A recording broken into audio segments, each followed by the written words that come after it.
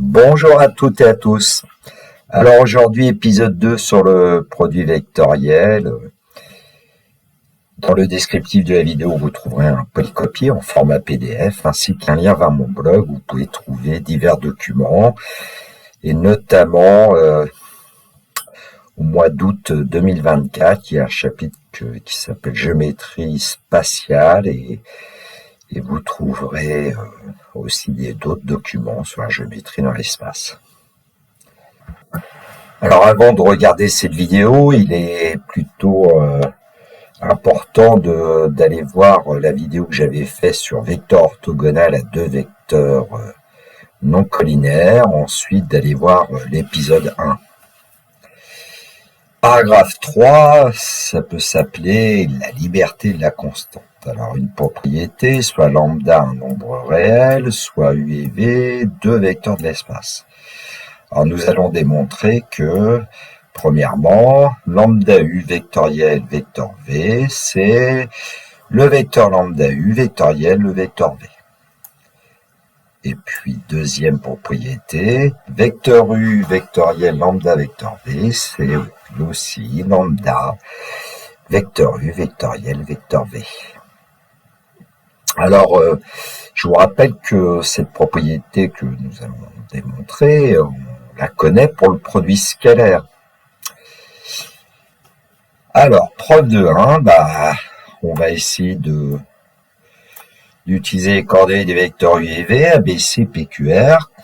Et puis, qu'est-ce qu'on sait? On sait que quand u a ses coordonnées ABC et v a ses coordonnées PQR, on connaît le produit vectoriel de u et de v au niveau de ses coordonnées, c'est BR moins CQ, CP moins AR, AQ moins BP, je vais pas le refaire. Et donc, quand on multiplie par lambda vecteur u vectoriel vecteur v, ça sera lambda BR moins lambda CQ, lambda CP moins lambda R, lambda AQ moins lambda BP. Et puis ça, ce sont en fait les coordonnées du vecteur qui se trouve dans le deuxième membre de la première égalité. Alors, on va aller chercher le premier membre qui est lambda u vectoriel lambda u vectoriel v, pardon. Et donc, je rappelle les coordonnées du vecteur u, ABC. Donc, lambda u, ses coordonnées, c'est lambda A, lambda B, lambda C. Et le vecteur v, ses coordonnées, c'est PQR. Alors, j'ai refait un petit tableau, la disposition pratique pour calculer le produit vectoriel de deux vecteurs. On place les coordonnées du vecteur lambda u dans les trois premières colonnes, et puis on reporte l'abscisse et on reporte ensuite l'ordonnée. Il faut tenir compte de l'ordre. Alors, pour le vecteur v, c'est coordonnées PQR, et on reporte l'abscisse du vecteur v et ensuite l'ordonnée du vecteur v. Et pour calculer les coordonnées du vecteur lambda u vectoriel vecteur v, on sait qu'on va aller chercher le déterminant des quatre premiers nombres que vous voyez en grisé ici, donc le déterminant de lambda b, lambda c, qr. Et donc, lambda b multiplié par r moins lambda c multiplié par q, ce qui nous donne lambda br moins lambda cq. Alors ensuite, on prend les quatre nombres suivants, lambda c, lambda a, rp, on calcule le déterminant et on va trouver lambda cp moins lambda r. On prend les quatre derniers nombres, lambda a, lambda b, pq, et puis on calcule le déterminant et on trouve lambda aq moins lambda bp. Donc on a ainsi trouvé les coordonnées du vecteur lambda u vectoriel vecteur v. Et on s'aperçoit que ce sont les mêmes que les coordonnées du vecteur lambda, produit vectoriel des vecteurs u et v. Donc on en déduit la première propriété. Le produit vectoriel des vecteurs lambda u et v, c'est la même chose que le produit vectoriel des vecteurs u et v qu'on multiplie par lambda. Alors pour démontrer la deuxième égalité, on pourrait procéder de la même façon, on va faire quand même beaucoup plus rapide, en utilisant l'anticommutativité du produit vectoriel. Je rappelle que le produit vectoriel des vecteurs v et u, c'est l'opposé du produit vectoriel des vecteurs u et v.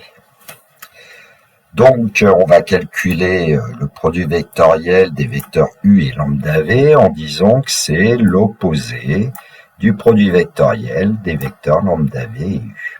On a échangé la position des deux vecteurs, on a fait un signe moins, d'où le nom d'anticommutativité. Et donc, on va obtenir moins lambda V vectoriel U, et puis ça va nous donner moins lambda et V vectoriel U, on sait que c'est l'opposé de U vectoriel V, et c'est toujours d'après l'anticommutativité. Ce qui fait qu'on obtient que le produit vectoriel des vecteurs U et lambda V, c'est lambda multiplié par le produit vectoriel des vecteurs U et V.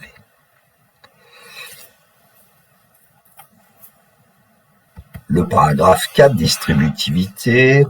Donc, une propriété, soit UV, W, 3 vecteurs d'espace. Attention, ici, je ne dis pas que le vecteur W, c'est le produit vectoriel des vecteurs U et V.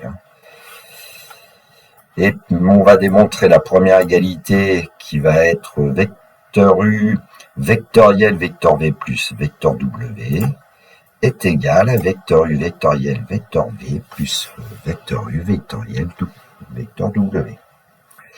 Deuxième égalité, le produit vectoriel des vecteurs U plus V et W, c'est le produit vectoriel des vecteurs U plus W, plus le produit vectoriel des vecteurs V et W. Alors, je rappelle que le produit scalaire vérifie aussi cette propriété de distributivité. Alors, la preuve de 1, c'est un peu lourd parce qu'il y a beaucoup de calculs. Alors, j'ai posé les coordonnées des vecteurs UVW, j'ai appelé ABC celle de U, PQR celle de V, KLM celle de W. Alors, on va d'abord calculer vectoriel U, vecteur U, vectoriel V, parce qu'on connaît, c'est BR moins CQ, CP moins AR, AQ moins BP. Alors, quand on remplace ce vecteur V par le vecteur W, il suffit de remplacer en fait les coordonnées PQR par KLM dans l'ordre, et puis on va trouver BM moins CL, CK moins AM, AL moins BK. Alors, pour trouver l'abscisse de la somme de ces deux vecteurs, il suffit d'ajouter les abscisses des deux vecteurs. Donc, je les ai ajoutés, mais en considérant d'abord en mettant BR plus BM moins CQ moins CL. Pour l'ordonnée, on ajoute les ordonnées des vecteurs qu'on a trouvés, CP plus CK moins AR moins AM. Et pour les cotes, AQ plus AL moins BP moins BK. Bon. Pour ensuite calculer le produit vectoriel de U et de V plus W, c'est ce qu'il y a dans le premier membre maintenant, on s'est déjà occupé du second membre. Eh bien, on sait que le vecteur U a pour coordonnées ABC, le vecteur V plus W a pour coordonnées P plus K, Q plus L et R plus M. Alors, j'ai utilisé ici la disposition pratique, pas complètement, parce que sinon, les nombres ne rentrent pas dans les cases. Aïe, aïe, aïe. Bon. Donc, je rappelle qu'on place les coordonnées du vecteur U ABC, puis on place A et B. Pour le vecteur V plus W, on place ses coordonnées, puis ensuite, on place l'abscisse du vecteur V plus W et son ordonnée. Et ensuite, c'est une affaire de déterminant. On a vu tout à l'heure, on va essayer de le voir tranquillement. Alors, l'abscisse du vecteur considéré produit vectoriel des vecteurs U et V plus W, c'est B multiplié par R plus M moins C multiplié par Q plus L que j'ai développé, et puis on trouve BR plus BM moins CQ moins CL, et c'est la même abscisse que celle qu'on avait trouvée tout à l'heure. Évidemment, on va trouver aussi la même ordonnée, et on va trouver aussi la même cote. J'insiste pas trop, c'est assez lourd comme ça. Et donc, on en déduit que le produit vectoriel du vecteur U et du vecteur V plus W Eh bien, c'est la somme du produit vectoriel des vecteurs U et V et du produit vectoriel des vecteurs U et W. Bon, la prof de 2, on est malin, on récupère l'anticommutativité. J'aurais pu la placer aussi ici. Donc, le produit vectoriel des vecteurs U plus V et W, c'est l'opposé du produit vectoriel des vecteurs W et U plus V. Ce qui va donner, maintenant on va utiliser ce qu'on a fait pour l'égalité 1. Donc ça nous fait l'opposé de vecteur W vectoriel vecteur U plus vecteur W vectoriel vecteur V. On sait distribuer de ce côté-là. Bon, alors on se débarrasse de la parenthèse, moins vecteur W vectoriel vecteur U, moins W vectoriel vecteur V, ce qui va nous donner, en utilisant évidemment l'anticommutativité, vecteur U vectoriel vecteur W plus vecteur V vectoriel vecteur W qui sera égal à vecteur U plus vecteur V vectoriel vecteur W. Alors une remarque, imaginons que nous ayons un vecteur W qui s'écrive lambda 1 vecteur U1 plus mu1 vecteur V1 vectoriel, lambda 2 vecteur U2 plus mu2 vecteur V2. Alors j'ai pas précisé, j'avais plus trop de place pour cette page, que les nombres lambda 1, lambda 2, mu1, mu2 sont des nombres réels, et puis U1, V1, U2, V2 sont des vecteurs de l'espace.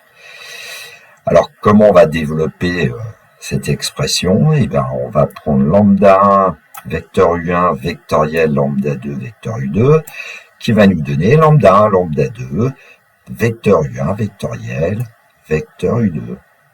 Alors il faut faire attention, bien conserver l'ordre des vecteurs, puisque le produit vectoriel est anticommutatif. Vous ne pouvez pas ici écrire vecteur U2 vectoriel vecteur U1, ça serait faux. Ensuite, par exemple, on distribue en disant que c'est plus lambda 1 vecteur U1 vectoriel mu2 vecteur V2. Et donc, on va placer les constantes devant, lambda 1 mu2, vecteur U1 vectoriel vecteur V2. Et puis, vous procédez ainsi pour le troisième terme et pour le quatrième terme. C'est analogue.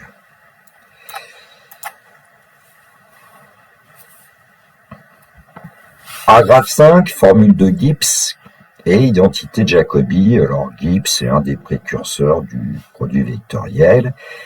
Rien à voir avec le héros de la série NCIS, c'est pas Leroy Gétro. Alors je conseillais toujours à mes élèves, quand on donnait un nom de mathématicien, physicien, scientifique, philosophe, d'aller voir sur Internet, évidemment, ce qu'on disait sur cette personne, essayer de le situer dans le temps, notamment, et de savoir quels étaient ses travaux. Propriété, soit UVW, toujours 3 vecteurs qui vont de l'espace. Alors, la formule de Gibbs. Alors, voilà ce qu'il a fait. Il a pris 3 vecteurs, UVW, et il a pris vecteur U vectoriel, vecteur V vectoriel, vecteur W. Et puis, il a démontré que c'était en fait vecteur U scalaire, vecteur W, vecteur V, moins produit scalaire des vecteurs U et V, facteur de W. J'essaierai de me souvenir à la fin comment vous donner peut-être une petite idée pour retenir ce genre de formule. Enfin, c'est pas aussi évident que ça.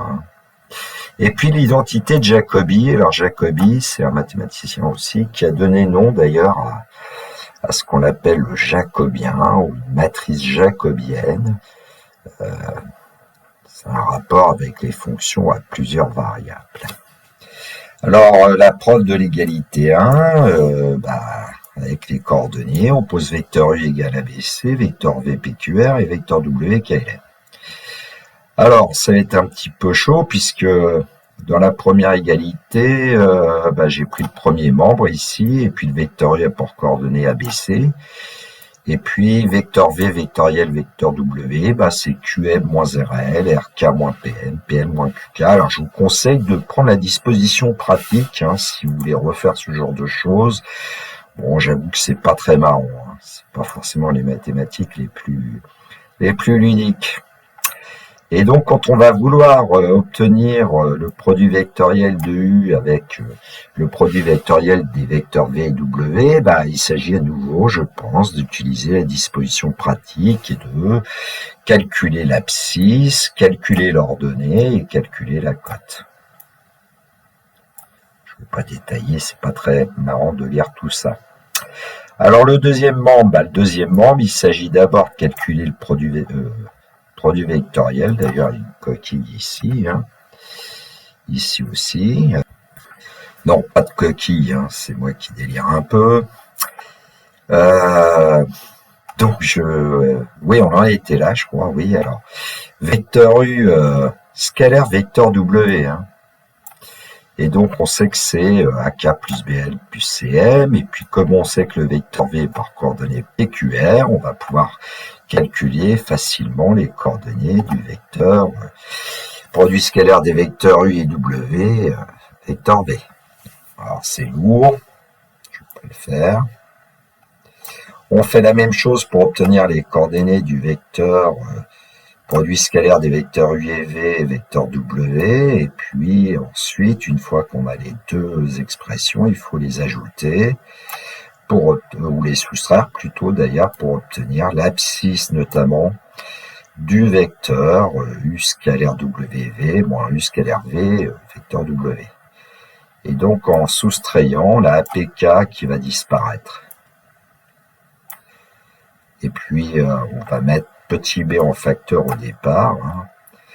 Facteur de PL moins QK. Puis ensuite j'ai mis moins C parce que dans l'autre expression on avait moins C. Donc moins C ça sera RK moins PM. Bon, je vous laisse faire les calculs, pas très marrant. Donc on va trouver aussi l'ordonnée du fameux vecteur qu'on considère ici et sa cote. Et puis en fait, on va se rendre compte qu'on a obtenu exactement les mêmes coordonnées que pour l'autre. Ce qui fait qu'on va pouvoir dire que vecteur U vectoriel, vecteur V vectoriel W, produit vectoriel des vecteurs V et W est entre parenthèses. Attention, hein. Eh bien, ça va être vecteur U scalaire vecteur W facteur de V moins produit scalaire des vecteurs U et V, facteur de W. Alors, comment retenir cette formule? Bon, j'ai envie de dire, voilà, quand c'est écrit comme ça, on va avoir une expression dans le deuxième membre qui va être une combinaison linéaire des deux vecteurs qui sont entre parenthèses, hein. Et puis le premier, c'est V. Et le deuxième, c'est W. Et ensuite, les coefficients, ce sont des produits scalaires. Alors, comme le vecteur V apparaît ici, on fait le produit scalaire des deux autres vecteurs. Et d'ailleurs, on pourrait le faire dans l'ordre qu'on veut parce que le produit scalaire, lui, il est commutatif.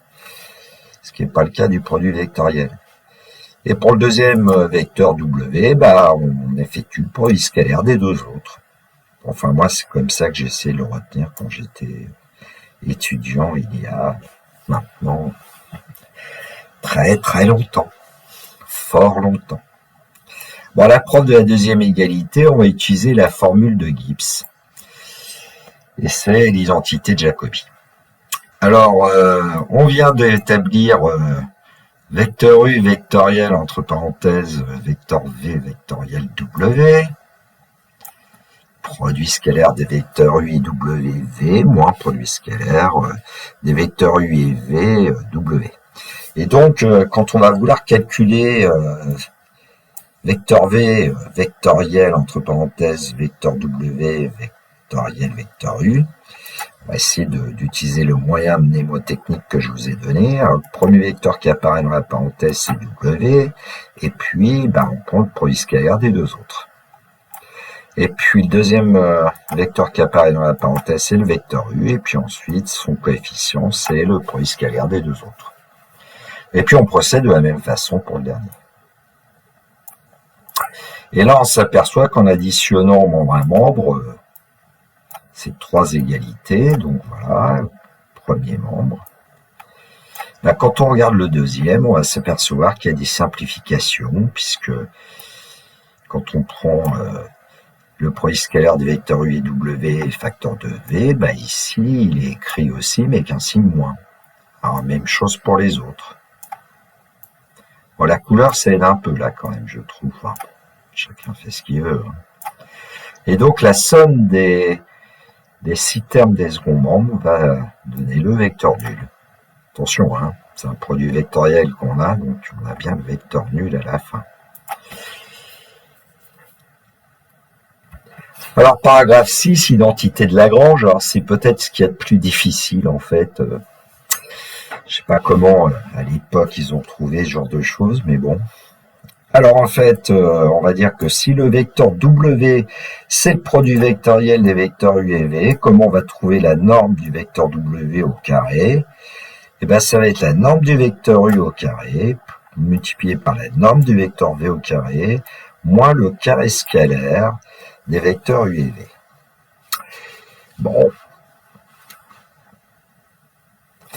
J'ai pas trouvé de moyen pour essayer de vous faire une démonstration, on pourrait deviner les choses. Donc on va voir comment on va procéder. Alors, pour les vecteurs U de coordonnées ABC et V de coordonnées PQR, on a le produit vectoriel hein, qui est BR moins CQ, CP moins R, AQ moins BP au niveau de ces coordonnées. Alors, norme de U au carré, ben, c'est A carré plus B carré plus C carré. Norme de V au carré, c'est P carré plus Q carré plus R carré. Et puis, le produit scalaire des vecteurs U et V au carré, c'est en fait la norme. Hein, ça serait, c'est pas une norme, hein, pardon, c'est un réel qu'on met au carré, pardon. Et puis, le produit scalaire des vecteurs U et V, c'est AP plus BQ plus CR, et donc on met au carré. Bon. Alors, on doit, selon l'identité, hein, effectuer un calcul qui est norme de U au carré multiplié par norme de V au carré, moins le carré du produit scalaire des vecteurs U et V, et donc on va obtenir cette expression A carré plus B carré plus C carré, facteur de P carré plus Q carré plus R carré, moins le carré de AP plus BQ plus CR. Pour la norme du produit vectoriel des vecteurs U et V au carré, qui est la norme du vecteur W au carré, et bien évidemment, c'est l'abscisse du vecteur W au carré, BR moins CQ au carré, plus CP moins R carré, c'est l'ordonnée du vecteur W au carré, plus la cote du vecteur W au carré. Alors évidemment, pour essayer de voir que ces deux expressions que nous venons d'obtenir sont égales, et ben, je vois pas d'autre façon de faire que de développer chacune des expressions. Alors comme c'est énorme, bah, je suis allé chercher un logiciel de calcul formel.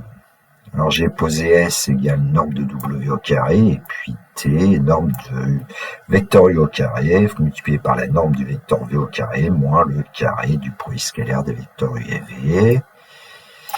Et puis j'ai demandé au logiciel GeoGebra, en l'occurrence, en calcul formel, de développer petit s, puis de développer petit t, et puis de me calculer ce point t, il m'a donné 0. Alors attention, parce qu'il y a un 0 qui est écrit ici, en fait, il n'existe pas. Bon, j'ai modifié pour plus qu'il y ait cette coquille là. Alors, on a donc l'identité de Lagrange. Alors, juste un petit exemple pour vérifier quand même. Alors, j'ai repris un exemple de l'épisode 1 où le vecteur U avait pour coordonnée 1, 0, 2 et le vecteur V avait pour coordonnée 1, moins 4, 3. La norme de U au carré, ben on sait que c'est 1 au carré plus 0 au carré plus 2 au carré, ça lui donne 5. La norme de V au carré, ça lui donne 1 au carré plus moins 4 au carré plus 3 au carré, c'est-à-dire 1 plus 16 plus 9, ça donne 26. Le produit scalaire des vecteurs U et V, bah, produit des abscisses plus produit des ordonnées plus produit des cotes va nous donner 1 plus 0 plus 6, 7. Et donc le carré de ce produit scalaire, c'est 49. Et si on calcule norme de U au carré, multiplié par norme de V au carré, moins le carré du produit scalaire des vecteurs U et V, ça nous donne 5 fois 26 moins 49, c'est-à-dire 130 moins 49, on obtient 81.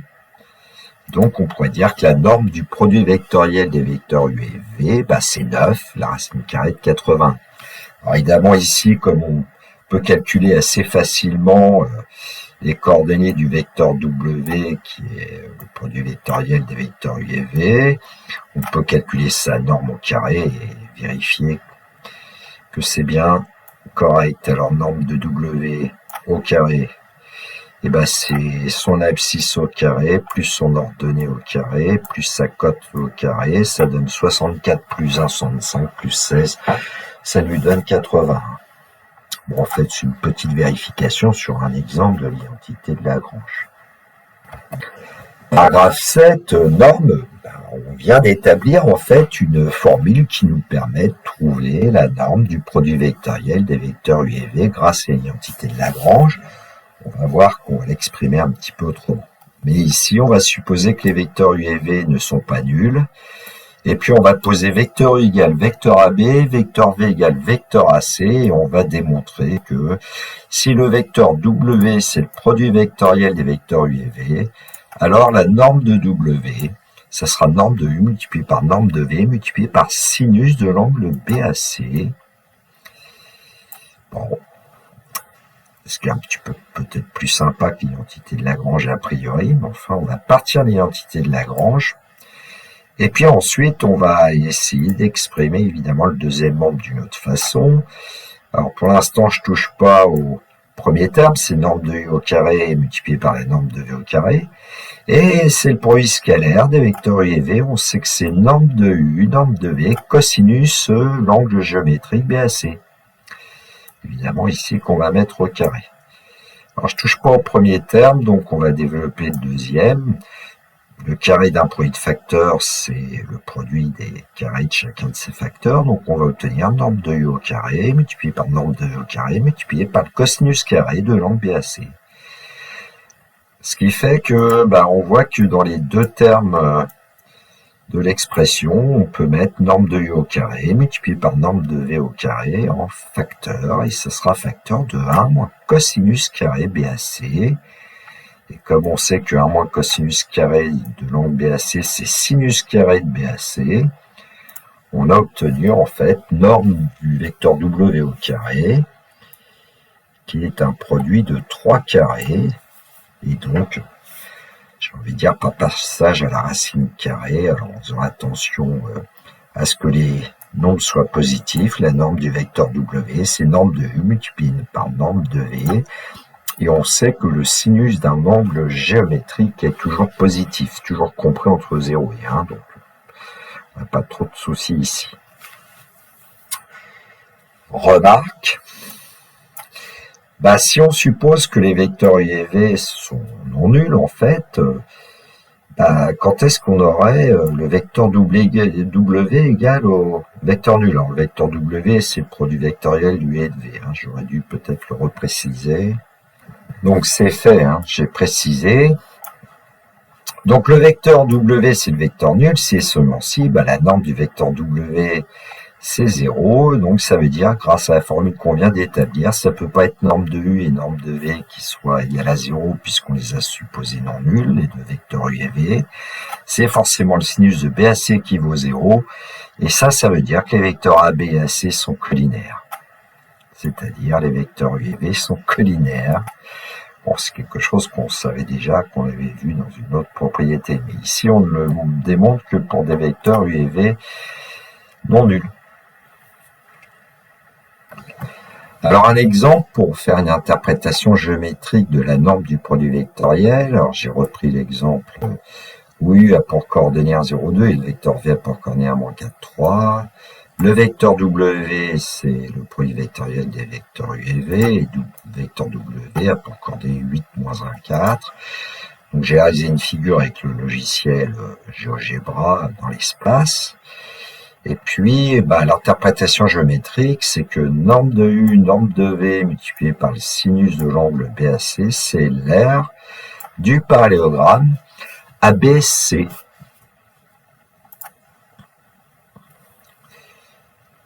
Et puis, la norme du vecteur W, du produit vectoriel des vecteurs UV, c'est la longueur, en fait, du segment AD. C'est un peu curieux.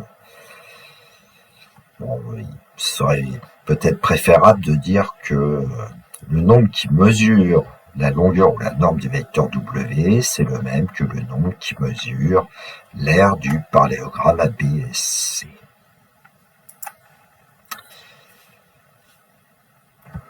J'ai peut-être oublié de préciser que pour la norme du vecteur W, ici, on l'avait calculé dans le paragraphe précédent, et puis que pour l'aire du parallélogramme ABC, c'est 2 fois l'aire du triangle ABC, et puis l'aire d'un triangle ABC, vous auriez dû voir en classe de première que c'est l'aire du triangle ABC, c'est un demi de la norme du vecteur AB multiplié par la norme du vecteur AC multiplié par le sinus de l'angle géométrique BAC, c'est-à-dire un demi de AB fois AC fois sinus de l'angle géométrique BAC. Alors, petite cerise sur le gâteau, j'ai déjà montré cette configuration dans l'épisode 1, mais j'avais travaillé avec un angle qui était l'angle des vecteurs UV qui était compris entre 0 et 2π. Là, j'ai pris un angle qui est compris entre moins pi et plus pi, puisqu'en général, on travaille avec des angles avec leur mesure principale. Bon, alors dans le graphique 3D, il y a un vecteur U qui est fixe, un vecteur V qui va se déplacer. Le point V, qui est l'extrémité du vecteur V, va décrire un cercle de centre haut avec un certain rayon. Et puis, on va partir de moins pi. Là, pour un angle des vecteurs U et V qui est de moins pi, j'ai pris en degrés, parce qu'on lit mieux peut-être les degrés, moins 180 degrés. Les vecteurs U et V sont collinaires.